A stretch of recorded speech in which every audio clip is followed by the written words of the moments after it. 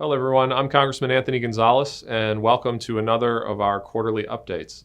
Yesterday, we asked you to leave your questions on Facebook and Twitter. I have those questions here, some great questions. Thank you for submitting. But before I answer them, let me start by giving you a brief rundown of everything that the office has been up to since our last update. Also, if you didn't get a chance to ask a question yesterday, you can send me an email anytime by visiting my website at anthonygonzalez.house.gov. Gonzalez has two Z's in it. A lot of people put an S on it. A little surprised it doesn't have it. But in any event, so first, on the constituent side, constituents first is a motto in our office. Not my immediate predecessor, but Ralph Regula, who held this seat for nearly 40 years, he did have the constituents first mantra, and one that I think is really important. So we adopted that in our office. Everybody in the office is committed to it. And over the past year, our office helped nearly 1,400 constituents through cases with the federal government, including securing more than $83,000 in Social Security disability back payments and presenting military service medals to over 150 veterans who served our nation with honor and pride. And these are really important, and they're exciting ceremonies for a whole host of reasons. One, if you have veterans in your family, you know that our veteran community is amazing, but they're also very humble people and typically don't brag about their service or the medals that they received. And so oftentimes what happens is somebody will call into our office, either a sibling or a son or daughter, or somebody will call into the office and say, hey, my aunt or uncle or my dad served, and I want to see if he earned any medals. And most of the time, it turns out that our folks have received medals, and they either were misplaced or they never received them. And so what we do is we can go track down these medals. We can get them, bring them back, put them in a nice plaque, and then present them back to the family. If the veteran's still alive, obviously we do that. But in some instances, with World War II veterans especially, oftentimes we're presenting to the family. And these are really powerful ceremonies. We do them as often as we can. We're going to do another set of ceremonies here next week. But really, really great ceremonies. So if you have a veteran in your family, or you yourself are a veteran, and you're curious about your medals, please contact our office. We would love to give them to you. You earned them. So additionally, we also secured over $24 million in federal grant funding for the 16th District, and that's going to go towards our infrastructure, in particular Route 30, and support community initiatives from combating domestic violence to serving disabled veterans. Really excited about that. We have somebody in our office who works entirely on bringing dollars back to the district, and so to have success in that front was really impactful. Additionally, we held 2 different town halls throughout the district. We'll do more in the coming year. Conducted countless roundtables on different issues, from healthcare to financial services to trade. Launched our Veterans Resource Tour and visited numerous schools and businesses all across the 16th District. One quick thing on the Veterans Resource Tours before I forget. So this is another service that we like to provide to our veterans community. And we have a ton of services throughout the district that serve the veterans community, but they're kind of all over the place. Some of them are in Cuyahoga County, some of them are in Wayne County, some are in Stark, et cetera. They're literally all over. All 6 counties have different services. And what the Veterans Resource Tours is a way for us to bring all the services into one location for one particular day. And then we promote them through the website. And that's just a way to make sure that our veterans have kind of a one-stop shop to the extent possible when accessing the various services. So we'll continue to do those and keep up with us on the website, on Facebook and Twitter, and we'll continue announcing those. In terms of the legislative side, the top goal that we set for our office when we met for the first time as a full staff back in February was the passing of USMCA. USMCA, to me, is the number one thing that we can do for our economy. It's projected to add over 175,000 jobs, raise GDP by over 0.25%, and it's in particular going to help manufacturing and agriculture. Those are the 2 industries that were singled out by the independent USITC, International Trade Commission, that advises Congress on trade deals, specifically called out manufacturing and agriculture as the 2 biggest beneficiaries of USMCA. Well, those are 2 of the most important industries. I would argue they are the 2 most important industries in our district in terms of core industries. And so to see that passed, which we passed out of the House right before the holiday, was passed by the Senate today, and it'll be signed into law here shortly by the President, is an enormous win for Northeast Ohio. Another thing that I love about it, it was largely bipartisan. There were some folks who voted against it on the other side of the aisle, but by and large, it was a bipartisan effort. And that's always exciting. I think in the Senate, it passed roughly 80-20. So when you get that kind of support for something, I like to say it gives you a chance. It makes you feel like sometimes we can actually put our partisanship aside to get some things done for the American people. So really excited about that. I think it's going to be great for our district, and was thrilled to have a strong voice in helping move it forward.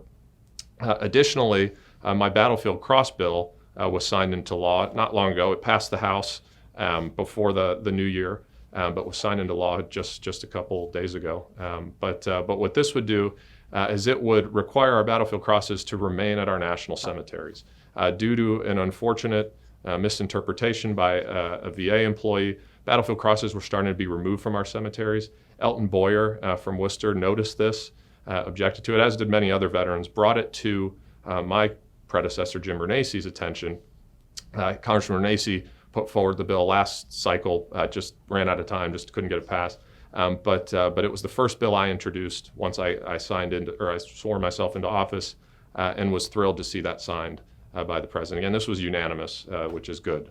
So it was unanimously passed out of the House, unanimously passed out of the Senate, and signed into law just a couple weeks ago. So really excited there. An important sort of initiative for our veterans community to show them that we appreciate them, especially those who have paid the ultimate sacrifice. And I think my favorite part of this bill, frankly, is that it came directly out of the community. This was directly from feedback that we heard all the way from 2 years ago when I first started getting into politics, from different veterans everywhere I traveled. They talked to me about the Battlefield Cross bill and the situation at our national cemetery and making sure that we got this fixed. And so was really excited about that. Secondly, we passed out of the House the Iogan Act. And what the Iogan Act is it helps identify deepfakes, deepfake content. What a deepfake is, you've heard me talk about this before if you follow our updates, think Forrest Gump. So if you remember when the movie Forrest Gump came out, I think it's a great movie, it put Tom Hanks' character in different situations. So it looked like he was talking to JFK, it looked like he was in Vietnam. They had all these different segments where you said, wow, that looks very realistic. If you didn't know that was Tom Hanks, you would think it was the real thing. And so now, at the time when that technology existed, it was super expensive. Hollywood movie studios could do it, but nobody else. It was too expensive.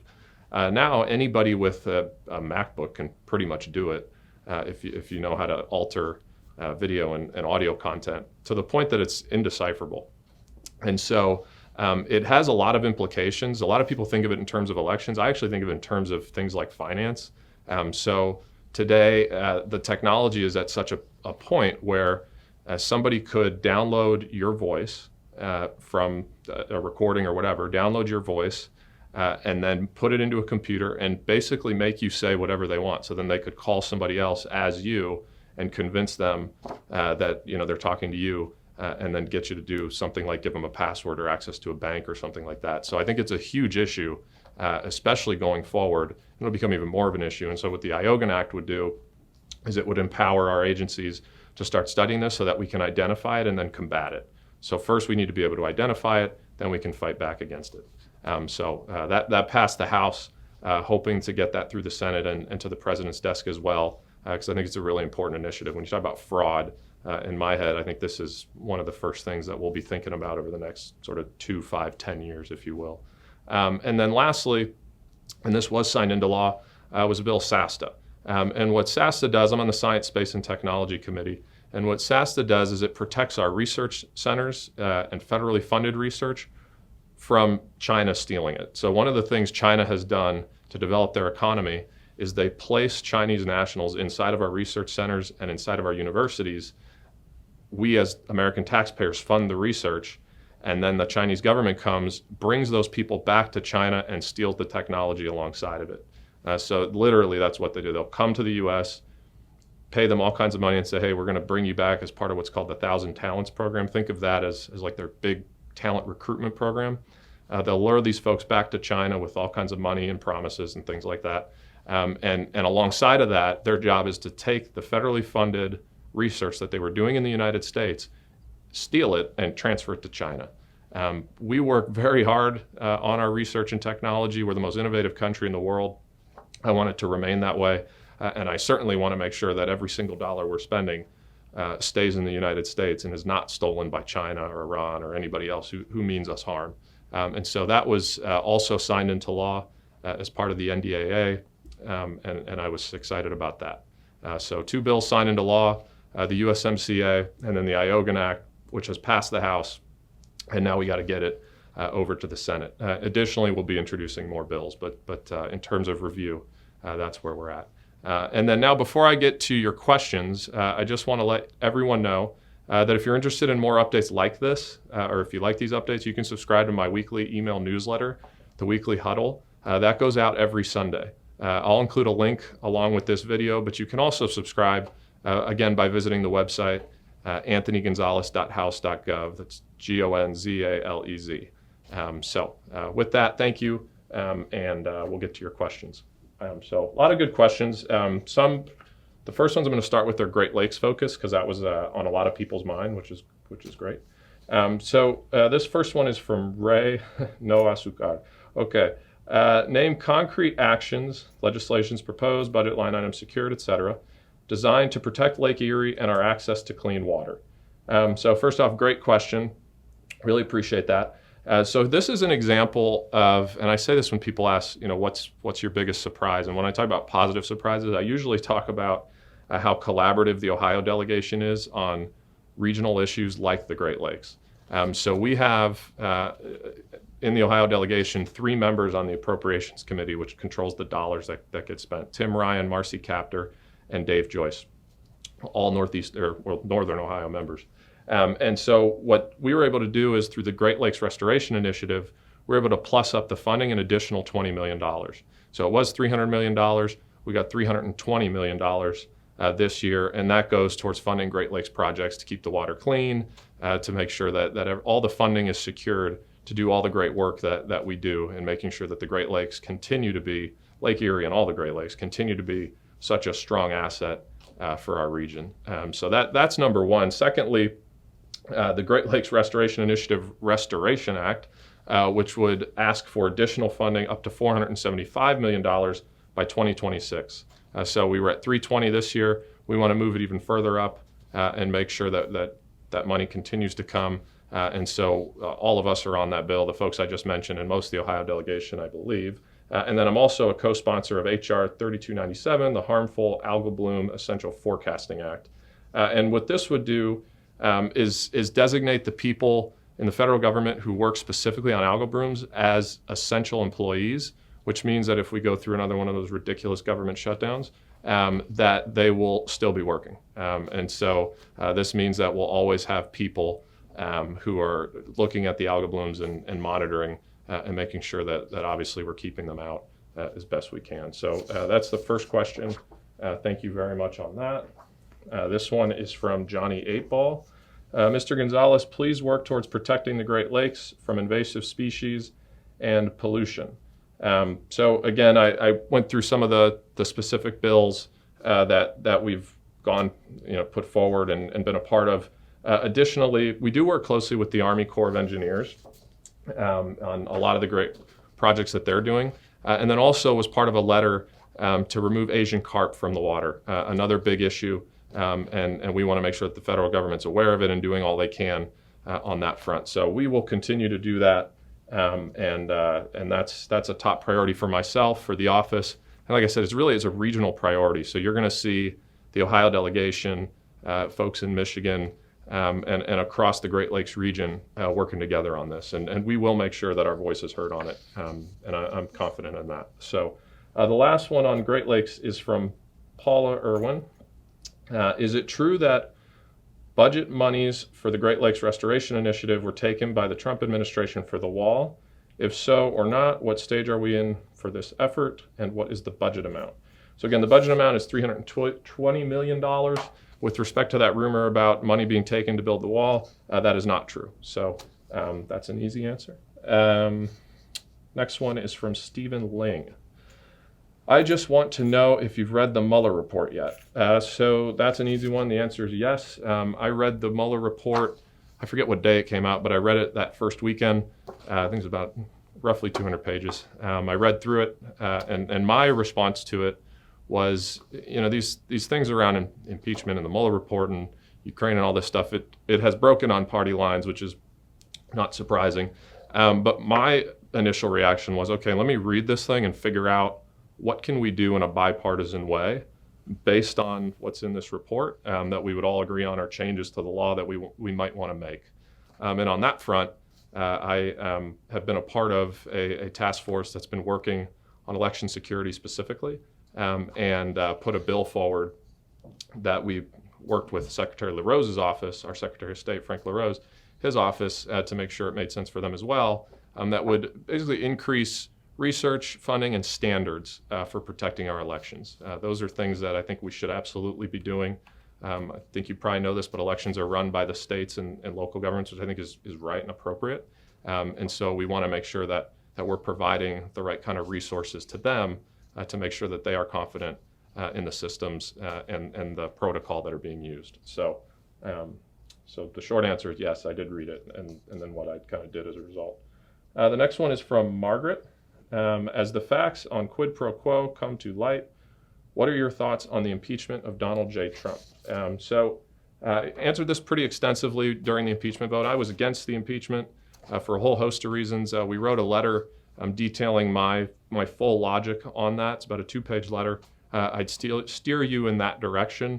At a basic level, to kind of summarize it, I was against it for 2 reasons. One, there was no crime even alleged. So if you look at the standard of high crimes and misdemeanor, there's no reference to any laws that were broken. There's no reference to any crimes that were committed. There's an abuse of power reference, which is very, very vague, and in my opinion, will be used for every future president going forward, will all be subject to this, quote, abuse of power. Abuse of power is simply whatever the majority in Congress decides. I think that's setting a very dangerous precedent, personally. It's the first time also in American history where we have impeached a president without even alleging that the president broke a law. I think that sets a horrible precedent. And then the second, obstruction of Congress, again, is not a crime, but it's also happens to be true that the way that this works, typically, Congress requests documents, requests witnesses, requests things of the executive branch. Every single president has pushed back on that, claimed executive privilege over different things, not related to impeachment, but related to a whole host of things. So Congress requests things, presidents push back, claim executive privilege. We have a way of settling those disputes. It's in the court. That's where you settle those disputes. That's one of the purposes of the court system. In this case, the Democrats chose not to even pursue that path. They literally did not pursue that path. And so as a result, instead of pursuing that path, they said, well, the situation is imminent, so we're just going to do obstruction of Congress, a second article, and there you go. And so I was opposed on both fronts. And again, I think we have lowered the bar to such a degree that we're going to see all future presidents subjected to this. And I think that's a very, very bad outcome for the country. And so I was against. If you want more of the thoughts, again, I'd point you in the direction of the letter. But that's basically what it says, what I just outlined. So this one is from Melissa. Based on the current evidence for impeachment, how do you feel about the Senate not calling witnesses if the president is innocent? Why not let the Dems ask questions of the key players? Again, I'll leave the Senate up to them how they want to conduct their business. Frankly, I don't know half the things that they do over there. But what I will say is I think the House should have made their case. If there was more information that they needed, they very well could have done it. They could have subpoenaed Bolton, for example, and demanded his testimony. They chose not to do that. So the Senate can do whatever the Senate feels is appropriate, in my estimation. But again, I think if there were other key witnesses out there, that they should have been brought forward by the House. If you're going to impeach somebody, you should probably call all the key witnesses as opposed to some of them. But that's just my opinion. Now this one is primarily voter fraud and election related. So 3 questions. 1, what are you doing? What are you going to do to combat voter fraud? 2, why aren't our elections being protected? 3, should ID be required to vote in elections? Should illegal aliens be able to obtain a driver's license? Take these in reverse order. Should IDs be required to vote in elections? I think so. I don't know how you know who's voting if you're not checking ID. So you have to have some form of identification to know that the person who says they're voting is who they say they are. So I think you should. Should illegal aliens be able to obtain a driver's license? No, I don't think so. Next one, why aren't our elections being protected? So this is a common misconception in my estimation, at least in Ohio. I can't speak for all the other states because, like I said, we have 50 different systems, 50 different secretaries of state. But with respect to Ohio, I'd point you in the direction of Frank LaRose, and he's a great follow on Twitter because he talks a lot about what they're doing. And I think he's educating the public in a very positive way. And the conclusion that he's drawn that I support is that voter fraud and protection of elections, things like that, is very, very rare, actually. It happens. I'm not saying it doesn't happen, but it doesn't happen anywhere close to as often as the media would suggest it does. Now, that doesn't mean we should ignore it. We absolutely need to make sure that not only is it continue to be rare, but it becomes even more rare. But as a general premise, the question of why aren't our elections being secured, I would argue that they are being secured. They're quite secure. And frankly, some of the comments that I see that suggest otherwise, contrary to all fact, I find disappointing because they undermine the faith. They undermine the faith that you have in your vote. You should be very confident that your vote is being accurately counted, monitored, and that our elections are secure and they're accurate and they're selecting the right people. If that weren't the case, we'd have a huge problem on our hands. But it simply is not true that there's widespread voter fraud throughout the United States. Just not true. And then the final question, what are you going to do to combat voter fraud? Again, I submitted a bill after the Mueller report came out, working with bipartisan Republicans and Democrats to help codify suggestions and best practices and standards for our elections officials. I want the Frank LaRoses of the world to have all the tools they need to be successful to secure our elections and make sure that your vote counts. And so that's what I've done. As other bills come up, I'm always looking for bipartisan ones because I want them to pass. And so as other bills come up, we'll evaluate them on the merits. We'll work directly with the Secretary of State's office to see whether he thinks that this is moving us in the right direction, and then we'll go from there. Next question. This one's from Tom. Do you believe in climate change? This is a good question. So do I believe in climate change? So the answer is yes. I mean, you can just measure that. And the measurements are pretty clear. The climate's changing. Climate's always changed. I think the question is, there's a handful of questions that come off of that. One, what do you do about it? And two, what kind of proposals are out there? Do they make any sense? The top proposal coming out from some of my colleagues is the Green New Deal. I think the Green New Deal is the worst idea I've ever seen in my life. Again, I'm not even exaggerating. I think if your goal was to destroy the economy, just completely destroy it, you would do the Green New Deal.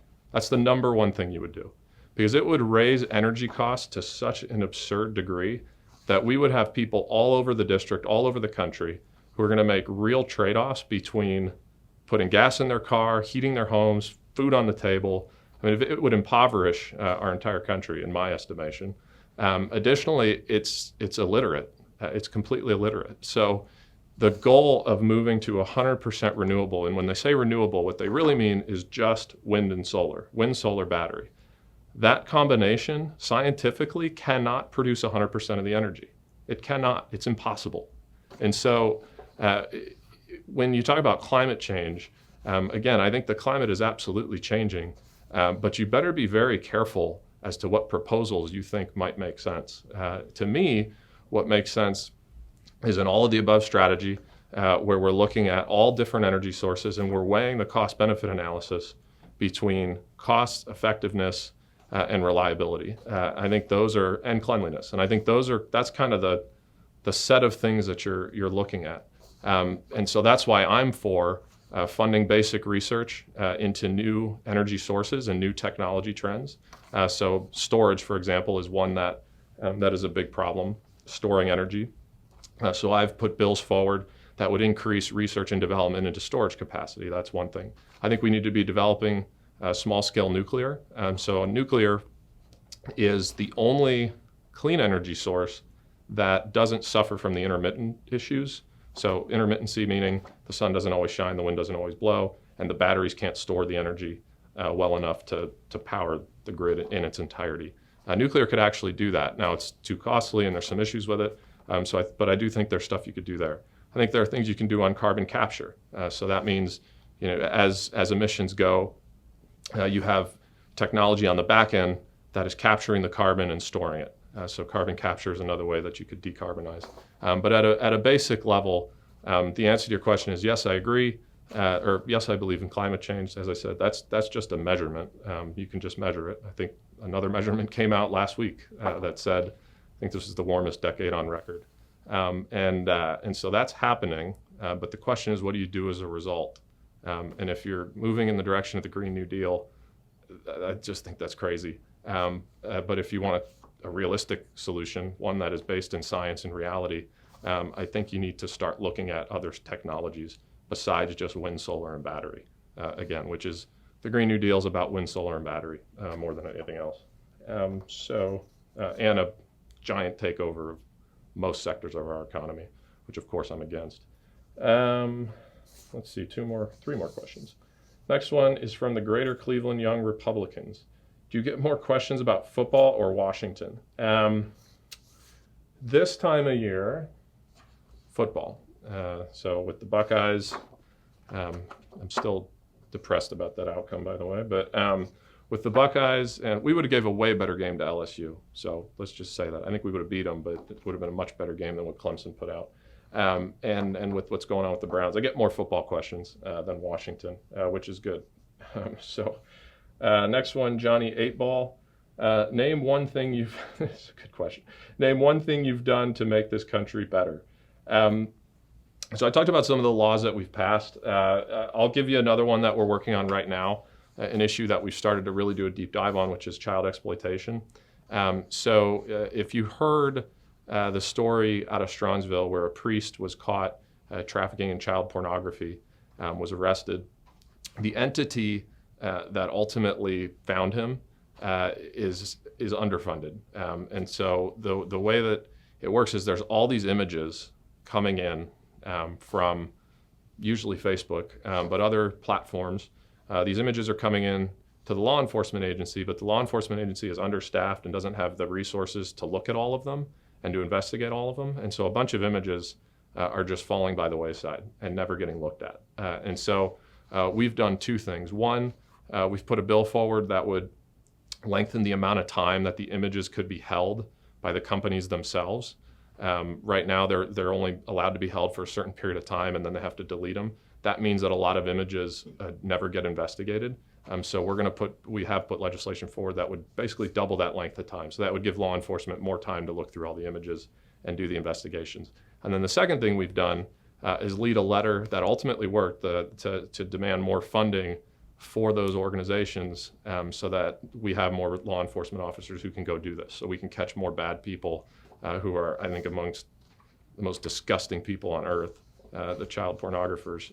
And so the more resources and the smarter we can be about tracking them down and subjecting them to the fullest form of justice we can, I want to do that. And so I think we're making a lot of progress. Frankly, there's not a lot of people working on this in Congress. I don't know why, but it creates a nice lane for me where I can go and really go deep on the issue and try to craft the solutions. And so far, I think we're headed in the right direction. So that's number one. Last question. This is from Carlos.